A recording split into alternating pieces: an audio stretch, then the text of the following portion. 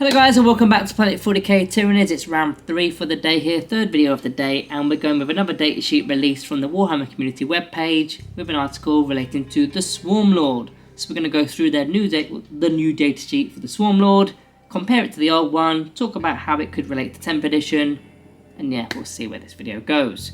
Right, so let's get into the statistics for the Swarmlord for 10th edition. So the movement is now 8 inches, so it's in fact lost an inch of movement, which kind of sucks, but it is what it is.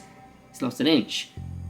Toughness is now 10, it previously was toughness 8, so he's gained 2 toughness. Now monsters and vehicles, I keep repeating myself here, but monsters and vehicles have gained toughness throughout 10th edition to make them more tougher, obviously. So we're going to see that and expect that through all the monsters and vehicles in the game, so I'm not surprised one bit that is now toughness 10. He's still got his 2+ armor save, and when we get onto the wounds it's a bit of a downer because he's only got 10 wounds. Previously he had 13 wounds, he's now only got 10. So losing 3 wounds, yeah, that kind of hurts. The leadership is 7+, not really looking at the leadership, because in fact the next statistic, objective control 3. Could be a little bit more than that I suppose, but 3 is what it is. So yeah, the stats, you can argue they are definitely not as good as they were. Let's get into the actual ability. Well, in fact, let's get into the weapons first. So he's got a new ranged weapon because of course he's lost the psychic phase. So he's got no psychic attacks, he's got no smite, he's got no catalyst, he's got none of that jazz anymore. But they've given him a synaptic pulse, which is a psychic torrent. Torrent meaning an automatically hitting weapon, like a flamer in fact. So it's 18-inch range, d6 plus 3 amount of attacks. So you're going to get between 6 and 7 on average in terms of attacks. Ballistic skill doesn't count because of course it's automatically hitting. Strength 5, -1 AP, 2 damage. But we've now got a torrent done in the shooting phase.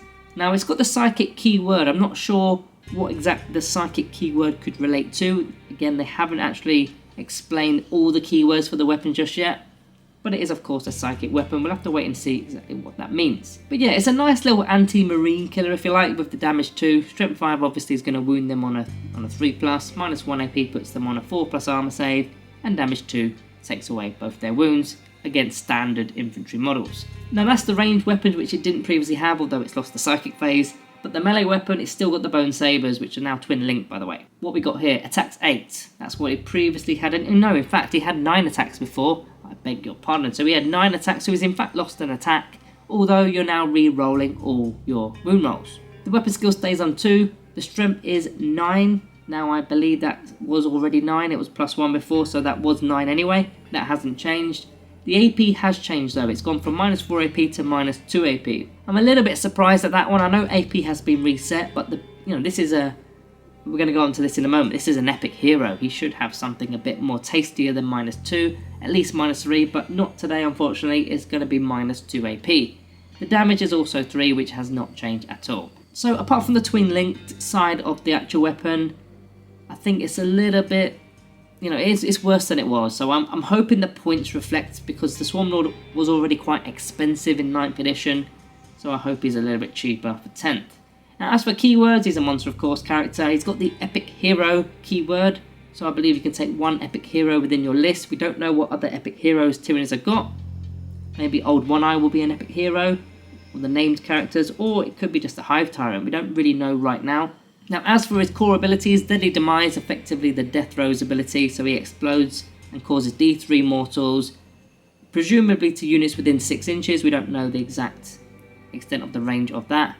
And he's got the leader ability, which I believe puts him into units. Faction ability, Shadow in the Warp and Synapse. We've gone through that a couple of videos ago where we spoke about the article from the 3rd of May. So if you haven't seen that one, go back into the playlist and you'll find that. It might be at the end of the video as well. We talk about the new Shadows in the Warp and the new Synapse abilities. They're not the same as they were in 9th. He's then got Hive Commander, so to start the command phase, you gain a CP. Pretty nice. I mean, that obviously means he's lost his previous commander, or Hive Commander, which allowed him to have or give objective secured, which is no longer a thing anymore, so that had to go anyway. He's then got the Malign Presence, so once per battle, so only the once after your opponent uses a stratagem. If this model is your warlord and is on the battlefield, you can use this ability. Until the end of the battle, increase the stratagem's cost to your opponent by 1 command point. So it's until the end of the battle that particular stratagem is going to cost your opponent an additional command point. So imagine if it was command reroll, for example, you can make that double the price in fact. If it is 1 command point, it'll be 2 for the entire game. That one could be really cool if your opponent keeps diving back into the same stratagem over and over. He's then got domination of the hive mind, so while friendly Tyranid units within 9 inches of your Swarmlord, that unit is going to be within the army's synapse range. Whereas of course before it was 6 inches, so now you've got a 9-inch synapse range. Now as for the abilities it's lost, well, I do not see the blade parry ability anymore. So changing the damage characteristic to 0 in melee when you lose your first saving throw, I don't see that anywhere. Domination of the hive mind we've just mentioned, but it's a completely different ability as it was in 9th edition. It previously was a +1 to the hit roll for core units within a certain amount of, within synaptic link range of course. We've lost that. Now he of course has retained his 4+ invulnerable save, so he's got that as standard. So yeah, overall I'm not that happy with this datasheet. The stats I think have gone down. Okay, the toughness has gone up, right, but the wounds have gone down. The psychic phase is completely gone, so you're not going to have Onslaught anymore, Catalyst, Smite, or any of the high fleet psychic abilities. You've got none of that anymore because there is no such thing as a psychic phase anymore. We have been given this ranged psychic torrent, which, you know, we're going to have to see how that plays out. And his melee weapon has also been slightly nerfed as well, with the AP in particular and the amount of attacks. So yeah, a few nerfs, a few buffs. Overall, I think this is a little bit of a downer rather than a positive thing.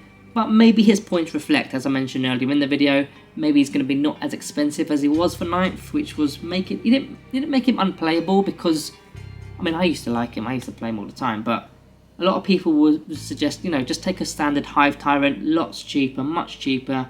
You can customize them out to what you want with the Warlord traits and the relics and all that jazz. Swarmlord, you can't do that, and you're paying extra for him as well. So, yeah, we'll have to wait and see how he plays in 10th edition. So guys, if you've missed the Genestealer datasheet we did already, check that out in the playlist, and also the article for Synapse and Shadow in the Warp, we've done that as well. And we'll be doing more of these releases on Warhammer Community as and when they come. So guys, make sure you are subscribing down below. Thank you all for watching. I'll see you in the next one.